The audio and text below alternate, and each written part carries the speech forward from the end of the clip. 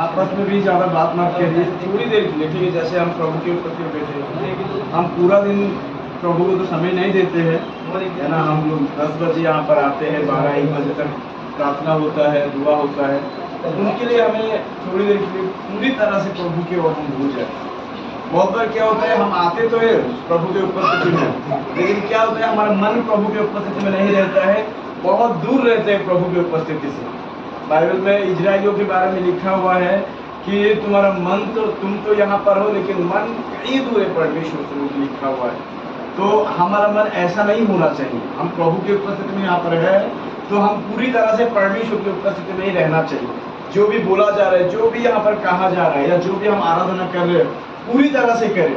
ऐसा नहीं कि आधा दुनिया की बातों में मन लगा हुआ है, आधा प्रभु की बातों में लगा हुआ है। ऐसा परमेश्वर नहीं चाहता है। प्रभु दो नाव में पैर रखने वालों को वैसे भी परमेश्वर नहीं चाहता है। वो चाहता है कि या तो मेरे तरफ से, मेरे यहाँ पर, या तो दुनिया की बातों में। वो नहीं चाहता है कि दुनिया की बातों में एक पैर और मेरे तरफ एक पैर, वो नहीं चाहता है। वो चाहता है कि हम पूरी तरह से क्या करें, परमेश्वर की ओर अपना मन को लगाए। अगर हम यहाँ पर है तो पूरी तरह से प्रभु की ओर थोड़ा मन लगाए। हम हर एतवार को यहाँ पर आते हैं, हर संडे को यहाँ पर हम लोग आते हैं। क्यों आते हैं? कुछ लोग शायद फॉर्मेलिटीज को पूरी करने के लिए आते हैं। ये तो एक रीति रिवाज है कि एतवार के दिन में हम आए और यहाँ पर जैसे प्रार्थना फास्टिंग करते हैं और वचन बांटा जाता है, तो वो जाके पूरा करना होता है हमें, कह के कुछ लोग आते हैं। लेकिन नहीं, हम यहाँ पर क्यों आते हैं? परमेश्वर के लिए आते हैं। हम पास्टर जी के लिए नहीं आते हैं, पास्टर जी के परिवार के लिए नहीं आते हैं हम यहाँ पर। क्यों हमें आना चाहिए परमेश्वर की उपस्थिति में? उनकी महिमा करने के लिए, परमेश्वर की महिमा, परमेश्वर के वचन को सुनने के लिए। परमेश्वर ने हमें इसीलिए बनाया ताकि हम उसकी महिमा करें, उसकी प्रशंसा करें। क्या ऐसे हम नहीं बनाया है, क्योंकि बाइबल में लिखा हुआ है एक बार कि तू विश्राम दिन को पवित्र मानने के लिए स्मरण रखना। विश्राम का दिन कौन सा दिन है? इजराइल के लोग मानते हैं, यहूदी के लोग मानते हैं, वे लोग शनिवार के दिन को मानते हैं। और वे लोग कैसे मानते हैं विश्राम दिन को? आज के दिन में वे लोग कुछ भी नहीं करेंगे। यानी कि वे लोग शनिवार को दिन को मानते थे, तो शनिवार को क्या करते थे? शुक्रवार को रात से वे लोग शुरू कर देते थे वो कुछ काम करना ही, मतलब कुछ भी काम नहीं करते थे, और पूरा दिन वे लोग परमेश्वर के उपस्थिति में बैठे रहते।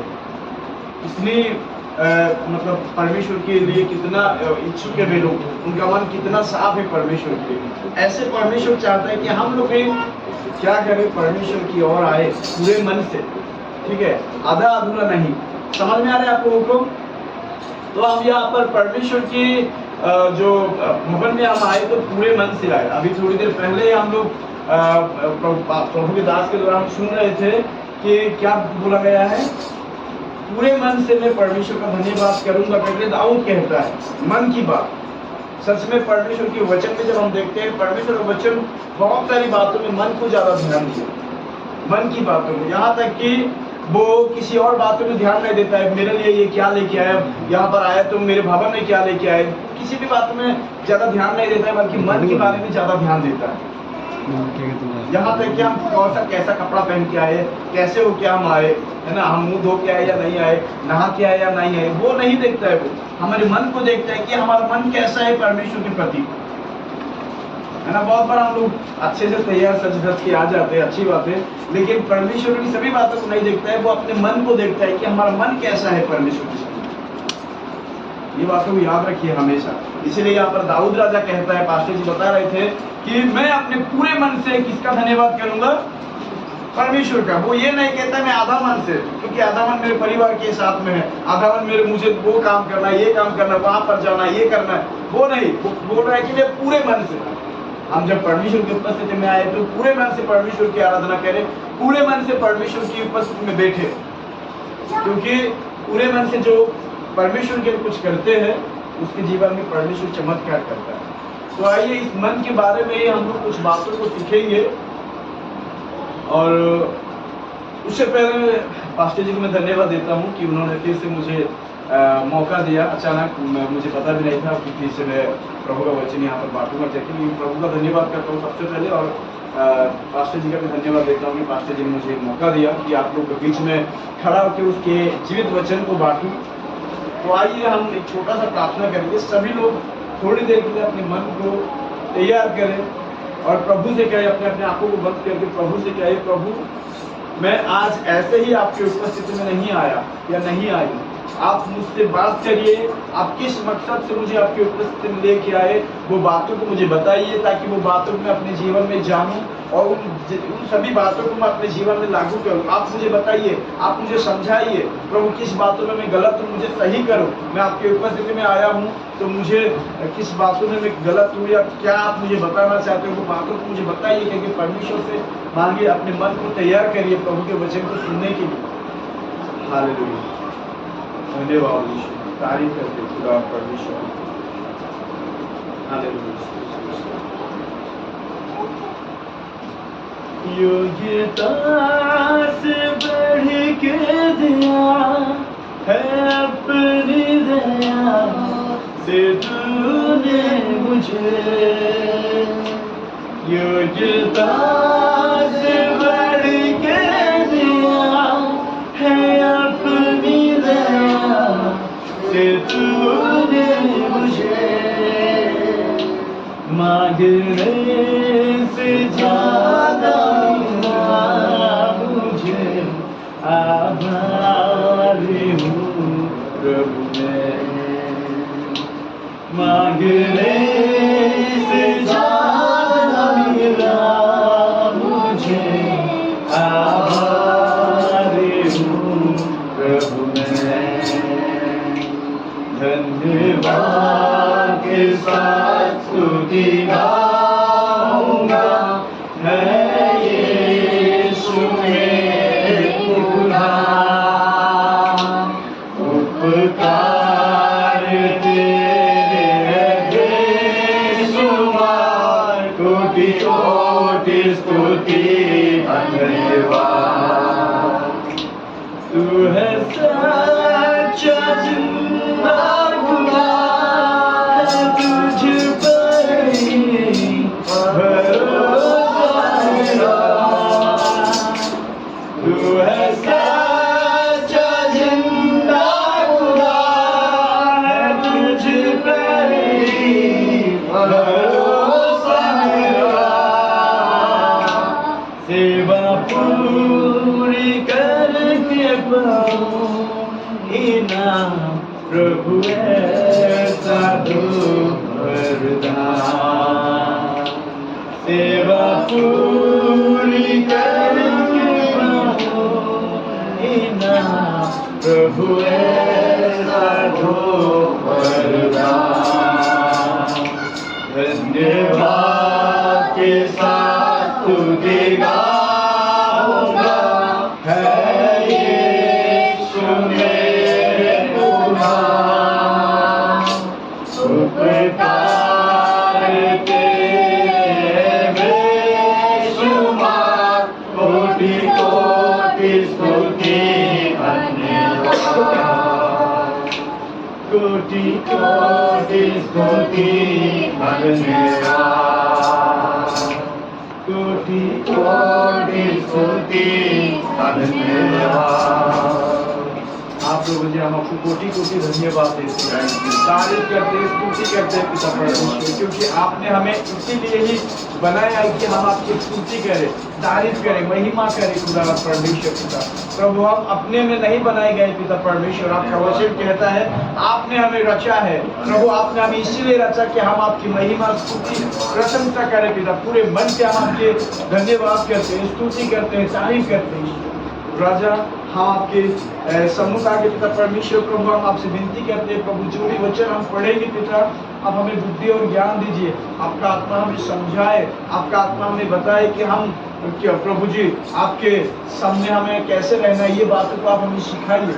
हालेलुया प्रभु, आप हमें बताइए ताकि हम आपके आधार पर चलिए खुदा परमेश्वर। जितने भी लोग यहाँ पर बैठे हैं पिता, सबको आप मदद करिए ताकि हम आपके वचन को ध्यान से सुने, ध्यान से समझे, और प्रभु जी आप जो चाहते हैं वो बातों को अपने जीवन में करें, ऐसे मदद करिए। हाँ प्रभु, हर एक बातों को हम आपके हाथों में सौंपते हैं। धन्यवाद यार, छोटी सी प्रार्थना यीशु के नाम में मांगते हैं, आमीन। Hallelujah, hallelujah, hallelujah, hallelujah. आइए हम एक वचन पढ़ेंगे, मत्ती रचित सुसमाचार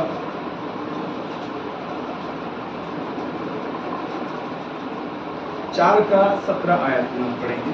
4 का 17 और 18, सॉरी 17 ही पढ़ेंगे। उस समय से यीशु ने प्रचार करना और यह कहना आरंभ किया, मन फिराओ क्योंकि स्वर्ग का राज्य निकट आया है। Hallelujah, hallelujah. यहाँ पर क्या होता है, मैं थोड़ा सा पीछे बताना चाहता हूँ। सबसे पहले यीशु मसीह बपतिस्मा लेता है। आप सबको बपतिस्मा के बारे में पता होगा, पास्टर जी बताए होंगे, है ना। जो लोग प्रभु यीशु मसीह को विश्वास करते हैं या उसको ग्रहण करते हैं कि यीशु मसीह ही मेरा उद्धार करता है, यीशु मसीह ही मुझे स्वर्ग में लेके जा सकते हैं, वही मेरा परमेश्वर है, क्योंकि जो लोग मानते हैं ये बातों को, उनके लिए क्या होता है, वे लोग बपतिस्मा लेते हैं पिता पुत्र पवित्र आत्मा के नाम है। हम इन 3 बातों को मानते हैं, लेकिन पिता पुत्र पवित्र आत्मा एक है, लेकिन ये अलग अलग रूप बोल के हम बोलते हैं, लेकिन पिता पुत्र पवित्र आत्मा को हम मानते हैं और उसके नाम में हम लोग बपतिस्मा लेते हैं। कब लेते हैं? जब हम ये मान लेते हैं कि यीशु मसीह ही मेरा परमेश्वर है, यीशु मसीह ही मुझे उद्धार कर सकता है, यीशु मसीह मुझे स्वर्ग में लेके जा सकता है, क्योंकि जो ये लोग मानते हैं वो जाके बपतिस्मा लेते हैं। तो यीशु मसीह खुद एक परमेश्वर था, लेकिन फिर भी उसने बपतिस्मा लिया था। क्या वो पापी था या क्या वो दूसरे परमेश्वर को मान रहा था? जब हम पुराने नियम में पढ़ते हैं तो बाइबल में लिखा हुआ है कि एक ये रीति रिवाज था उसके आधार पर, ठीक है, और यीशु मसीह इसीलिए बपतिस्मा लिया था। तो यहाँ पर बपतिस्मा लेने के बाद यीशु मसीह 40 दिन और 40 रात जंगल में चला जाता है। क्यों चला जाता है? 40 दिन और 40 रात क्यों जाता है वहां पर? क्योंकि वहां पर जाके वो उपवास रखे परमेश्वर के साथ। इसके साथ परमेश्वर के सम्मुख जाके उपवास के साथ परमेश्वर के साथ प्रार्थना करेंगे। 1 दिन नहीं, 2 दिन नहीं, 3 दिन नहीं, है ना। हम 1 दिन अगर खाना नहीं खाते हैं तो हम कमजोर पड़ जाते हैं कि अरे मुझे भूख लग रहा है। 2 दिन या 3 दिन होने से ना हमें खाली पेट वाला उल्टी आने लग जाता है। लेकिन यीशु मसीह यहाँ पर क्या कर रहा है, यहाँ पर बाइबल में लिखा हुआ है कि वो 40 दिन और 40 रात निराहार रहा, यानी कि वो पानी भी नहीं पिया। आजकल हम उपवास रखते हैं तो हम पानी पीना हमें जरूरी हो जाता है। हम लोग चाहे पास्टर लोग भी क्यों ना हो, पानी जरूर पीते हैं। कुछ लोग तो चाय भी पी लेते हैं, कुछ लोग जूस भी पी लेते हैं। लेकिन यीशु मसीह के बारे में लिखा हुआ है कि जब वो उपवास रखा था वो पानी तक नहीं छुआ, है ना, वो पानी तक नहीं छुआ। और 40 दिन और 40 रात वो जंगल में जाके, अभी बात ये आता है, जंगल में जाके वो प्रार्थना क्यों किया? वो तो घर पे भी कर सकता था, उनके माता का घर था, उसके पिता का घर था, वहां पर भी कर सकता था, किसी घर में कर सकता था। जंगल में ही जाके क्यों किया? ऐसे कह सकते थे। लेकिन वहां पर जंगल में जाके उसको ये करना जरूरी था। पहली बात, जंगल में जाके उसको उपवास करना इसीलिए था क्योंकि वो नहीं चाहता था कि उसको कोई डिस्टर्ब करे। जंगल में कोई आपको परेशान नहीं करेंगे। जंगल में आराम से आप प्रार्थना करो, ऐसा एक जगह देखिए जहाँ पर आपको कोई प्रार्थना डिस्टर्ब नहीं करेंगे। घर पे रहने से ये नहीं है, वो नहीं है, ऐसा है, वैसा है, उनकी बहुत सारी बातें आ जाती है, जिसके कारण हाँ मैं लेके आता हूँ, मैं पैसा दे रहा हूँ, लेके आओ सामान, वो तो बहुत सारी बातों में हम लोग घर पे उपवास रखते तो है। लेकिन क्या हो जाता है, कभी कभी ना वो प्रभु से इतना मन नहीं लगता है।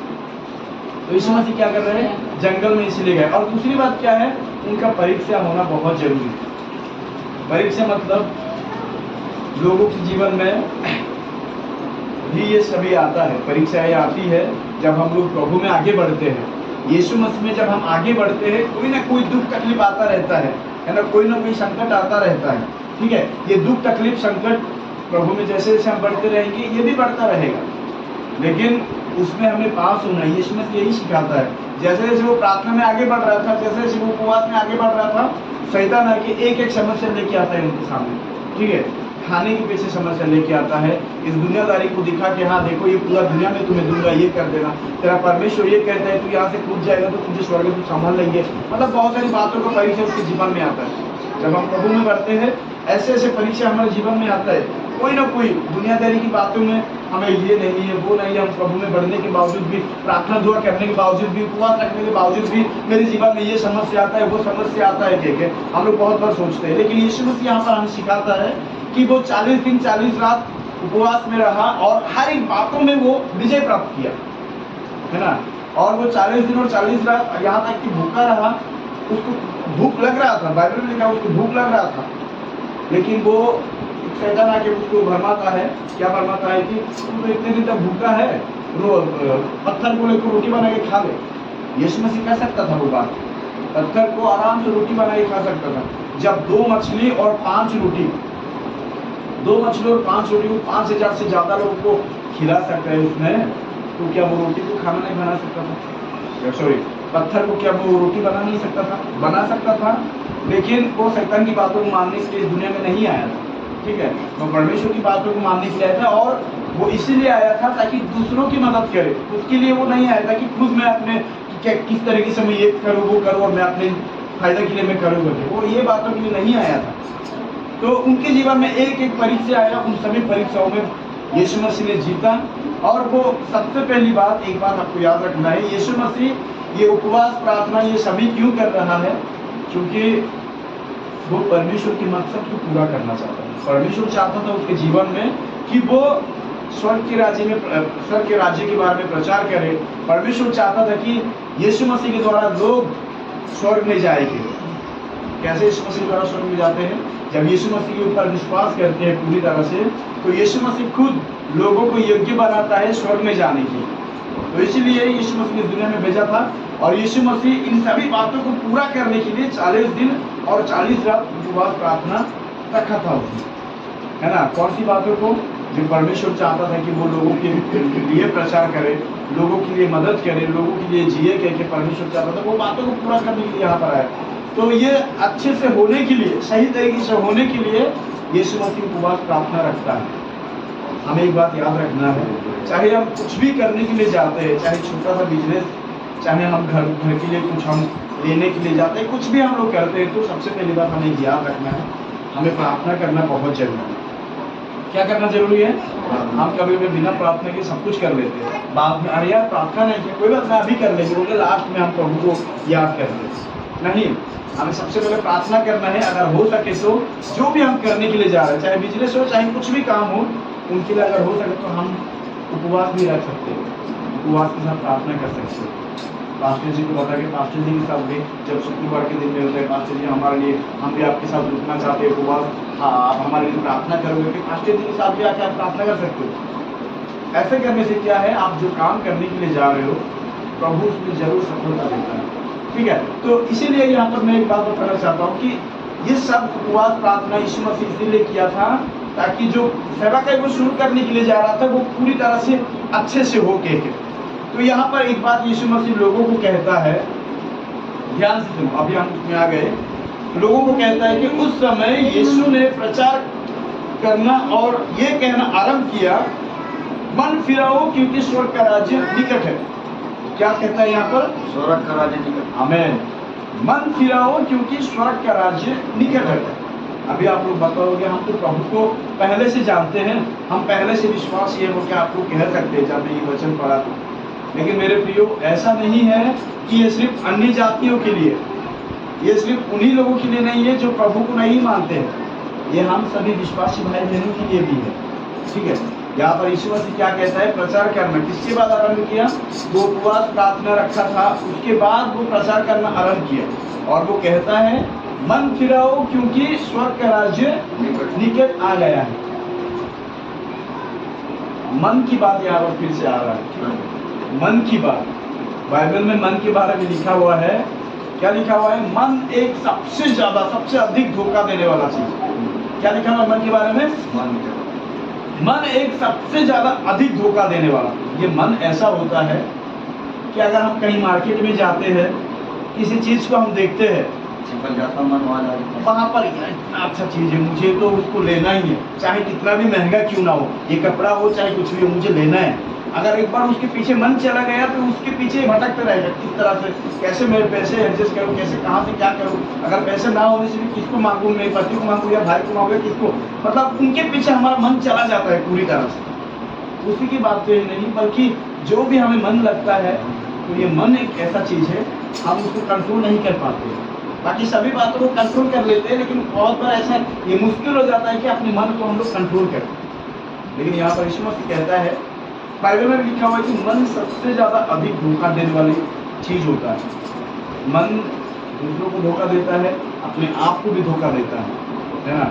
तो इसीलिए यहाँ पर बाइबल में लिखा हुआ है, मन को सबसे ज्यादा अधिक संभालो के, मतलब मन यहाँ वहाँ भटकता है ना, ये मन की वजह से ना आजकल घर में झगड़ा उत्पन्न होता है, घर बिछड़ता है, घर टूट जाता है ना, घर के लोग आपस में से अलग हो जाते हैं। आजकल जो डिवोर्स कहते हैं वो भी मन की वजह से ही होता है, बहुत सारी बातें मन की वजह से ही होता है। क्यों होता है? क्योंकि मन को कंट्रोल किया नहीं जा रहा है आजकल। लेकिन यीशु मसीह यहाँ पर कहता है, क्या कहता है? मन फिराओ, मन फिराओ के भी कहता है। मन इन बातों से, अगर अलग तरीके से कहा जाए तो मन को उन गलत बातों से संभालो, इन बातों से, गलत बातों से संभालो, और दुनिया की गलत बातों से, दुनिया की गंदी बातों से संभालो। अपने मन को सबसे ज्यादा अधिक संभालो। और जो लोग मन को सही तरीके से संभाल लेते हैं, उसका घर सही तरीके से रहना शुरू हो जाता है। घर कभी बिछड़ता नहीं है, या वहां पर कभी डिवोर्स आएगा, ना कोई झगड़ापन आएगा, ना कोई और दिक्कतें आएगी वहां पर। तो यहाँ पर यीशु मसीह कहता है कि, क्या कहता है? मन फिराओ, स्वर्ग का राज्य निकट। देखो, मन फिराओ क्योंकि स्वर्ग का राज्य निकट है। सच में मेरे प्रियो, स्वर्ग का राज्य बहुत निकट है। जगह जगह आप देखते हो तो कुछ ना कुछ हो रहा है। हिमाचल में आप देखो, कल ही मैं सुन रहा था न्यूज़ में, क्या बारिश हो कि वहाँ पर कितना घर वगैरह टूट रहा है। शिमला की तरफ घर वगैरह टूट रहा है, लोग चंडीगढ़ की तरफ कहाँ कहाँ लोग जा रहे हैं और घर वगैरह खरीद रहे हैं। पहाड़ वगैरह टूट जा रहे हैं और ऊपर से पहाड़ आके दूसरा घर को तोड़ दे रहे हैं। ठीक है, अलग अलग जगहों में ये सभी हो रहा है।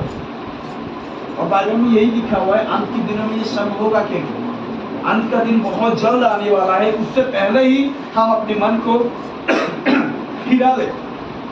ये नहीं कि जिस गलत बात में हमारा मन पड़ा हुआ है उसी में ही लगे रहो, झूठ बोलने में लगे रहो। घर में छोटी मोटी बातें होती है, घर पति पत्नी के बीच में या किसी भी बातों में, तो उसमें झगड़ा चलना, झूठ बोलना, चुगली लगाना, है ना। ये नहीं कि हम किसी ना किसी तरीके से हम अपने परिवार को अच्छे से संभालें। अगर पति गुस्सा हो रहे थे, पत्नी थोड़ा सा शांत हो जाए, या पत्नी गुस्सा हो रहे थे, पति थोड़ा शांत हो जाए। कैसे हम अपने परिवार को अच्छे तरीके से संभालें। ये नहीं कि छोटी मोटी बातों में अपने परिवार को कंप्लेन करना, अपने बातों में मतलब अलग अलग बातें करना, जो प्रभु के सम्मुख सही नहीं है।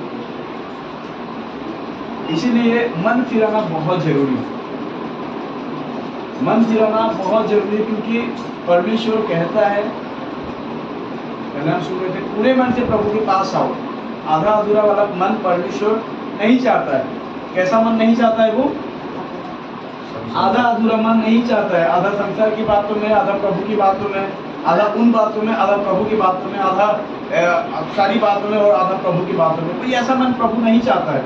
वो चाहता है कि पूरे मन से परमेश्वर के पास आए, है ना। अगर हमारा मन परमेश्वर के पास नहीं है तो हमें मन फिराने का जरूरत है। अपने मन को उन बातों से हटाने का जरूरत है जो आपके जीवन में गलत बातें हो रही है, गलत बातें सोचा जा रहा है या बोला जा रहा है या गाली दिया जा रहा है, या बहुत सारी बातें हैं जो परमेश्वर के सम्मुख गलत है। अगर वो बातों से प्रभु चाहता है कि हम उन बातों से मन फिराए। समझ में आ रहा है आप सबको या नींद आ रहा है? बोलो मेरे साथ, हालेलुया, हालेलुया, हालेलुया। मन फिराना बहुत जरूरी है मेरे लिए। अगर मन हम नहीं फिराते हैं, और हम कैसे जान सकते हैं हम लोग मन फिरा लिए बोल? अगर हमारे आसपास में कुछ लोग रहते हैं, है ना, और हम लोग क्या करते हैं, अगर उनके सामने हम लोग थोड़ा बदला हुआ दिख रहे हैं, है ना, अगर हम बदले हुए दिख रहे हैं कि ये बंदा पूरा बदल गया है, तब हम लोग कह सकते हैं कि बदल गए हैं। हाँ, ये बदल गए थे। और एक बात आप लोग याद रखिए कि हम प्रभु में आए हैं और जैसा कि वैसा ही जिंदगी जी रहे हैं। हम यीशु मसीह को जानते हैं, प्रार्थना दुआ करते हैं, चर्च में भी आते हैं, उपवास प्रार्थना रखते हैं और हमारा जीवन जैसा कि वैसा ही है। पुराने नियम, पुराने बातें, पुरानी सभी चाल ढाल या रंग वैसा ही है, तो हम बदले नहीं हैं, हम जैसा का वैसा ही है। और अगर हम उन सभी बातों से हट के हम लोग निकले और प्रभु का वचन जो कहता है उसके आधार पर हम चल रहे हैं, तो हम अपने आप को कह सकते हैं कि मैं बदल गया हूँ, मैं प्रभु के रास्ते में चल रहा हूँ। और आपको कहने का जरूरत नहीं, लोग खुद देखेंगे और कहेंगे ये बंदा ये कैसे बदल गया है, ये तो पहले झगड़ा करने वाला बंदा था, ये गाली देने वाला इंसान था, चुगली लगाने वाला इंसान था, उनके बारे में उससे जाके बात करना, इसके बारे में उनको जाके बात करना, ऐसे जीवन था इसका। ये अचानक कैसे बदल गया? जब हम प्रभु में आते हैं तो बदलना बहुत जरूरी है। अगर नहीं बदले हैं तो प्रभु में आके कुछ फायदा ही नहीं है। वहीं पर ही हम रहते, वो सभी काम करते, दुनिया की बातें वो सही रहता। अगर हम प्रभु में आए तो उन सभी बातों को बदलना जरूरी है। कौन सी बातें? झूठ बोलना, चुगली करना, इनकी बातें उनको, उनकी बातें इनको करना, है ना, गाली देना, चोरी करना, अलग अलग बातें जो प्रभु के सम्मुख खराब है। अगर वही बातें हम कर रहे हैं, प्रभु में आके कोई फायदा ही नहीं। प्रभु भी खुद कह देगा कोई फायदा नहीं है। प्रभु में आके मेरे पास आने के बाद कोई पुरानी बातें कर रहा है, कोई पुरानी चाल ढंग, कोई पुरानी नेचर, कोई पुरानी गाली देना, कोई पुरानी परिवारों के साथ झगड़ा करना, यही प्रभु कहेगा। कोई फायदा नहीं हुआ प्रभु मेरे पास आके भी, क्योंकि उसका जीवन बदला ही नहीं। प्रभु चाहता है कि हम पूरी तरह से बदल जाए। जब हम पूरी तरह से मन फिरा लेते हैं अपने आप को या संसार की बातों से, तो हमारा चाल ढंग, हमारा नेचर, हमारा गुण, सभी बातें बदल जाएंगी। Hallelujah, hallelujah. क्या आप ये बातों को विश्वास करते हो? मेरे प्रियो, प्रभु ने हम सबको इसीलिए चुना है ताकि हम लोग नए हो जाए।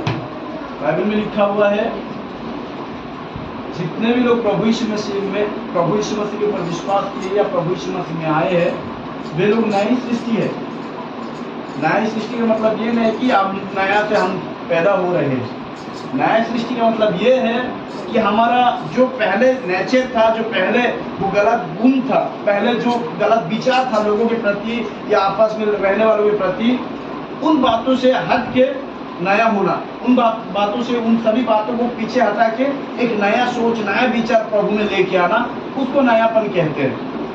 ऐसा नहीं कि प्रभु में आने के बावजूद भी वही पुराने जीवन में हम है, वो वही वाला नेचर, वही वाला गुण, गुस्सा वाला, हर बार किसी न किसी बातों में गुस्सा हो जाना, झूठ बोलना, है ना, गाली दे देना। प्रभु ऐसी बातों को नहीं पसंद करता है। प्रभु चाहता है कि अगर तुम विश्वास में आया है तो उन बातों को छोड़ो और नया हो जाओ, मन फिरा हो और वो बातों को छोड़ो और बिल्कुल हटके पूरी तरह से बदल जाओ। प्रभु का कहना ये है। एक छोटा सा मैं एक भाई के बारे में बताना चाहता हूँ। ये एक मतलब कि वो एक भाई है, अभी भी यहाँ पर चंडीगढ़ में रहते हैं। वो नेत्रहीन है, उनको दिखाई नहीं देता है, टुकली ब्लाइंड है वो। जब वो प्रभु में आया तो तो गए प्रभु यीशु मसीह पर विश्वास करने लगा। प्रभु के बारे में जैसे जैसे उसने सुना, उनको लगा कि हाँ अभी प्रभु मेरा जीवन बदल देगा। मतलब एक लालच के साथ आया था कि प्रभु मुझे जॉब देगा, मुझे ये देगा, वो देगा, वो प्रभु के पास आया था, ठीक है। लेकिन उनके जीवन में जो मन फिरना था वो नहीं फिराया था। उनको जैसे होना था प्रभु के सामने वो नहीं दिखा उनकी, मतलब वो जैसा का वैसा ही था। लेकिन संडे के दिन में चर्च आना, प्रार्थना करना, ये ठीक था।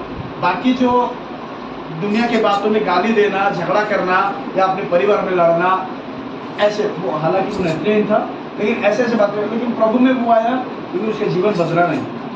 तो क्या हुआ, वो नेत्रहीन था बोल के उसके भाभी और उसके बड़े भाई क्या किए, उनको घर से ही निकाल दिया। और उसकी मम्मी ना इनके साथ रह पाए ना उनके साथ, क्योंकि वो दोनों बच्चों को प्यार करते थे। वो दोनों चाहते थे कि वो दोनों एक साथ रहेंगे, दोनों भाई, और उसकी बहू भी अपने घर में रहेंगे। तो क्या हुआ, उसकी भाभी और उसके जो भाई थे, इनको हम नहीं रखेंगे, अगर इनको रखेंगे तो हम यहाँ पर नहीं रहेंगे, वो क्यों बोलने लगे। तो उसकी मम्मी बोलने लगी कि ऐसे क्यों कर रहे हो, अभी कहाँ जाएगा वो बेचारा, उनको दिखाई नहीं देता है, अगर वो कहीं कहाँ जाएगा, कहाँ जाके रुकेगा वो बोल के। तो नहीं हमें नहीं चाहिए बोल।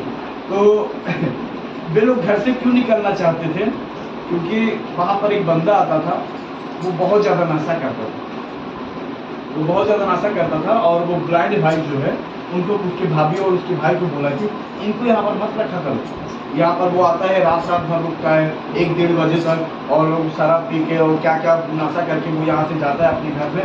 ये गलत बात है, इनको यहाँ पर मत लाया करो। तो ये बातें ना उनकी भाभी को और उनके भाई को अच्छा नहीं लगा, तो यहाँ से चले जाओ, उसको बिगाड़ दे। लेकिन वो भाई प्रभु में जो आया था, लेकिन उसके जीवन में भी कुछ सही नहीं चल रहा था। जैसे उसको प्रभु के सामने होना था वैसा नहीं हुआ था, वो मन नहीं फिराया था पूरी तरह से। हालांकि प्रभु के ऊपर विश्वास किया वो, लेकिन मन नहीं फिरा था। तो जैसे ही घर से उसको निकाल दिए, प्रभु यीशु मसीह भी वो छोड़ दिए। समझ में आ रहा है आप सबको मैं जो बता रहा हूँ? थोड़ा ध्यान से सुनिए आप लोग सभी लोग प्लीज, ठीक है? तो वो भाई क्या किया, अपने परिवार को छोड़ दिया और साथ साथ यीशु चर्च में जाना भी छोड़ दिया। मैं कोई फायदा नहीं प्रभु यीशु मसीह को मान के, क्योंकि प्रभु यीशु मसीह को मानना तो मेरे परिवार से भी मुझे घर से निकाल दिए, क्योंकि वो यहाँ वहाँ भटकता था, ठीक है? तो हम कुछ दिनों के बाद उसको मिले, मैं मिला और कुछ भाई लोग भी मिले, हम जाके प्रभु के बारे में सुना है। तो मैं सही तरीके से उसको बताया कि भाई आपके जीवन में ये सब घट रहा है, लेकिन आप प्रभु से पीछे मत हटिए। और दूसरी बात, हमें प्रभु को कुछ पाने के लिए हमें उसके ऊपर विश्वास करने की जरूरत नहीं है। परमेश्वर को हमें असली अपने दिल से हमें प्रेम करने से वो सभी बातें हमें ऑटोमेटिक हमें मिल जाएगी। क्योंकि मैं अलग अलग तरीके से उसको मैं प्रभु में लाने के लिए कोशिश किया, वो बातों को समझ गया, समझने के बाद वो प्रभु में आया। प्रभु में आने के बाद मुझे बाइबल वगैरह मांगने लगा, हमारा ये ब्रेल लिटरेचर वाला वो छू के पढ़ते हैं वो वाला बाइबल, एक सिर्फ हमारा तो अच्छी ये जो बाइबल देखने वालों का एक ही बाइबल के अंदर सब कुछ आ जाता है, सभी किताब 66 किताब यहाँ पर है, लेकिन उनका 66 किताब कितना हो जाएगा? क्योंकि एक बाइबल मत्ती सुसमाचार इतना बड़ा है, मार्कुस इतना बड़ा है, लूका इतना बड़ा है, तो ये पूरा मिला के ना इतना बाइबल हो जाएगा उनका। और उनके लिए पूरा बाइबल अगर तैयार, हमारा तो बाइबल 150 में 200 या 300 में मिल जाएगा, उनका बाइबल लगभग पूरा बाइबल बनने के लिए 28,000 से 30,000 के बीच में लगता है। तो हम लोग उनकी बाइबल तो वैसे फ्री में देते हैं, आप जैसे विश्वासी भाई बहन की मदद के द्वारा। तो हम लोग जाके उनको भी लिए बाइबल और उनको प्रभु में धीरे धीरे आगे बढ़ा, अपने जीवन को बदला, अपने जो बातें उनके अंदर थी हम लोग उनको सिखाते गए कि ब्रदर ये ऐसे ऐसी बात है। तो अभी क्या हुआ, वो पूरी तरह से बदला। और एक छोटा मोटा हम उनके लिए एक वेटिंग मशीन खरीद के लिए, वो वेटिंग मशीन के द्वारा वो अच्छे से 300-400 एक दिन में कमा लेता है। पहले उसको कमाना भी नहीं आता था। और एक घर, एक प्रभु के विश्वासी लोग वहाँ पर रहते हैं, वे लोग क्या किए, वो ब्रदर को बोले कि ब्रदर आप हमारे घर में आइए और हमारे घर में रुकिए आप यहाँ पर, और आप क्योंकि आप भी प्रभु में हम भी प्रभु में, बोलते लोग अपने घर में बुला लिए। और वो उनके घर में रहता है, खाना पीना खाता है और प्रार्थना दुआ भी वहाँ पर चलता है, वो चर्च में भी जाता है वो बंदा। और अभी क्या हुआ, जो भाई उसके भाई और भाभी लोग वहाँ पर रह रहे, अभी की बात है, पिछले महीने की बात है, जो भाई और उसकी भाभी लोग उसको घर से निकाल दिए थे, वो जो शराब पीता था कि या गलत आदत मतलब गलत नशा करता था, वो भाई अचानक जाते जाते कहीं पर एक्सीडेंट हो गया, वो मर गया। मरने की वजह से पुलिस वाले उसके घर में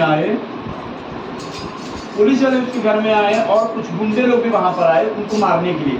यही दोनों एक्सीडेंट करे, यही दोनों मार दिए बोल के उनको धमकाने के लिए आए, और उस घर से उनको ढूंढने के लिए आए। तो वो घर में वे लोग ताला लगा के कहीं भाग गए, अभी भी वे लोग वहाँ पर नहीं है। तो कहने का मतलब ये है, और ये जो ब्रायन भाई है अभी वो वहाँ पर जाके अकेला वो घर पे रहता है। देखिए यहाँ पर मैं क्या कहना चाहता हूँ आप लोग को, इतना बड़ा कहानी मैं जो भाई के बारे में बताई, मैं क्यों बताया? पहले उसका जीवन बदला नहीं था, जिसके कारण उसके जीवन में सब कुछ सही नहीं हो रहा था। जैसे ही वो अपने जीवन को बदलना शुरू किया, मन फिराना शुरू किया, उसके बाद उसके जीवन में अच्छा काम होने लगा। कैसे अच्छा काम होने लगा? हम मिलने के बाद उसको वेटिंग मशीन खरीद के दिए, उसके द्वारा वो पहले कुछ काम नहीं करता था, उसको पेंशन मिलता था, उसी में ही वो गुजारा करता था। हम जैसे ही ये दिए तो 300-400 हर दिन वो कमाने लग गया। और उसके बाद एक मसीह परिवार उनको मिले, उनके घर में जाके रुका, रहने के लिए भी कोई उसको किराया नहीं लगा, वहाँ पर जाके रुकने लगा। उसके साथ साथ वे लोग खाना फ्री में देते थे, उनके घर में मिल के रहता था वो, और ऊपर से काम भी करता था। ये भी प्रभु की ओर से ही हुआ है ना। कब ऐसे हुआ? जब वो पूरी तरह से प्रभु के सम्मुख मन फिराया कि प्रभु ही मेरे लिए सब कुछ है, मैं दुनिया की बातों के लिए मैं पैदा नहीं हुआ, मैं परमेश्वर के लिए पैदा हुआ, परमेश्वर के लिए इस दुनिया में मैं आया। क्योंकि जब वो बातों को समझ गया तो उनके जीवन में परमेश्वर कार्य करने लगा। और आज क्या हुआ, अभी वो जाके कहाँ रुक रहे हैं, वो घर उनके नाम में अभी होने वाला है। क्यों होने वाला है? उसके घर वाले जो लोग जिनको ये समझाया था, ये सही तरीके से समझाया था, वो नशा करते हैं, वो ये करते हैं, उनको मतलब वो कह के तो उल्टा उनके पीछे ही पड़ गए थे उसके भाभी और उसके जो भैया, नहीं इनको निकाल दो करके। अभी परमेश्वर उससे भी बदला ले रहे हैं, चाहे अपने ही लोग हैं वे लोग, लेकिन फिर भी अन्य जाति के लोग वे लोग वैसे, लेकिन फिर भी उनके साथ भी वो जो उनके साथ बुरा किया, अभी बुरा किनके साथ हुआ? उनके साथ हुआ। किनके साथ? उनके भाई और उनकी भाभी, क्योंकि वे ही लोग उनके घर से निकाल दिए थे। ये सब क्यों हो रहा है उनके जीवन में? क्योंकि वो पूरी तरह से मन फिराया, अपने जीवन को प्रभु के लिए बदल दिया। इसीलिए ये सभी होता है। मेरा कहने का मतलब ये है, जब हम प्रभु के लिए अपने आप को बदल देते हैं, प्रभु के लिए जब हम अपने मन को फिरा लेते हैं दुनिया की गलत बातों से, दुनिया की चीजों से, तब हमारे जीवन में परमेश्वर चमत्कार करने लगता है। जब हमारे जीवन में क्या होता है, अच्छा काम होने लगता है। लेकिन हम प्रभु में आने के बावजूद भी हम बदले नहीं रहते हैं, वैसे ही पुराने जीवन अपना जीवन है, वैसे ही हम लोग जीते हैं जैसे पहले हम जीते थे। तो प्रभु हमारे जीवन में कुछ करने, आप ये आशा मतलब है कि प्रभु यीशु मसीह हमारे जीवन में कुछ चमत्कार करेगा। कि अगर हम प्रभु में आते हैं और हम पूरी तरह से बदल जाते हैं, जब हम पूरी तरह से मन दुनिया की बातों से फिराते हैं, तो याद रखो परमेश्वर तब जाके आपके जीवन में चमत्कार करने लगेगा। वो बातें करने लगेगा जो आप सोचे में नहीं होंगे, वो बातें होगा आपके जीवन में जो आप करने के बारे में सोचे में नहीं होंगे। तो इसीलिए मेरे प्रियो में आप लोग को एक बात बताना चाहता हूँ, मन फिराना बहुत जरूरी है। अगर अभी तक हम, कभी कभी ऐसा होता है प्रभु में आने के बावजूद भी, हम चर्च में आने के बावजूद भी, लगातार चर्च में आते हैं, प्रार्थना करने के बावजूद भी बहुत बार हमारा मन नहीं फिरा होता है, उन्हीं बातों में लगा होता है जो गलत बातें हैं, जो प्रभु के सम्मुख सही नहीं है। तो ऐसे में क्या प्रभु आपके जीवन में कार्य करेगा? नहीं करेगा। जब अपने आप को प्रभु के लिए बदल देते हैं, जब अपने आप को प्रभु के लिए मन फिरा लेते हैं दुनिया की बातों से, दुनिया की गलत चीजों से, और जो हम झूठ बोलते थे या गाली देते थे या हम किसी के ऊपर गलत बोलते थे या हम गुस्सा हो जाते थे, उन बातों से जब हम पूरी तरह से मन फिराते हैं, तो प्रभु अपने जीवन में क्या करने लगता है? चमत्कार करने लगता है, अच्छा काम करने लगता है। तो इसीलिए मेरे प्रियो, आप लोग याद रखिए एक बात को, हमें अगर किसी भी बातों में हम गलत है या उसी बातों में हम चल रहे जो पहले हम चलते थे, जिन गंदी बातों में, जिन सोचों में हम लोग पहले चलते थे, जो नेचर पहले हमारा था, अगर उन बातों से हम चलते हैं, तो जब तक हम लोग वो बातों को नहीं छोड़ेंगे, जब तक वो पुराने जीवन को हम नहीं छोड़ेंगे, तब तक हमारे जीवन में कुछ होने वाला नहीं है। तो इसीलिए उन सभी बातों को छोड़ना, उन गलत सोचों को, गलत विचारों को, वो झगड़ा, वो गाली, वो जो मूर्ति पूजा, जो गंदी बातें जो होती है, उन बातों को जब तक हम लोग नहीं छोड़ेंगे, तब तक हमारे जीवन में कोई चमत्कार नहीं होगा। तो उन सभी बातों को जब हम छोड़ेंगे और पूरी तरह से प्रभु के लिए हम बदलेंगे, हमारे मन को फिराएंगे, तो प्रभु तब जाके कार्य करने लगेंगे। कितने लोग विश्वास करते हैं बात को? मेरे साथ बोलिए हालेलुया, हालेलुया। तो इसीलिए हमें अपने मन को फिराना और प्रभु के लिए अपने आप को बदलना जरूरी है। हम आजकल लोगों के लिए तो बदल जाते हैं, माँ बाप के लिए बदल जाते हैं, भाई बहन के लिए बदल जाते हैं, अपने पत्नी या पति के लिए बदल जाते हैं, कुछ लोग अपने बॉयफ्रेंड या गर्लफ्रेंड के लिए बदल जाते हैं। लेकिन आज बारी है कि हम प्रभु के लिए बदले। आज हमारे पास समय आया है कि हम दुनिया के लोगों के लिए नहीं, लेकिन हमें प्रभु के लिए बदलना बहुत जरूरी है, क्योंकि प्रभु ही ऐसे काम करने वाला है, प्रभु ही अपने जीवन में चमत्कार करने वाला, प्रभु ही अपने जीवन को बदलने वाला। दुनिया के लोग आज है कल नहीं, दुनिया के लोग बहुत सारे वादे करते हैं लेकिन वो पूरा नहीं करते, लेकिन प्रभु जो वादा करता है वो पूरा करता है। तो इसीलिए मेरे प्रियो, पूरी सभी उस दुनिया की बातों को छोड़ो और प्रभु की ओर पूरी तरह से आओ, दुनिया की बातों की ओर मन फिराओ और प्रभु के सामने आओ, अपने जीवन को बदलो। मैं आपकी बात नहीं कर रहा हूँ, हम सबकी बात कर रहा हूँ, अपनी भी बात कर रहा हूँ, ठीक है। हम अपने आप को बदले, तब प्रभु हमारे जीवन में चमत्कार करने लगेगा। परमेश्वर हम सबको आशीष दे इस वचन के द्वारा। बाकी आगे बजाएंगे हम सब अच्छे वचन के लिए। Hallelujah, hallelujah. तो जो आज हमने वचन को सुना यहाँ पर,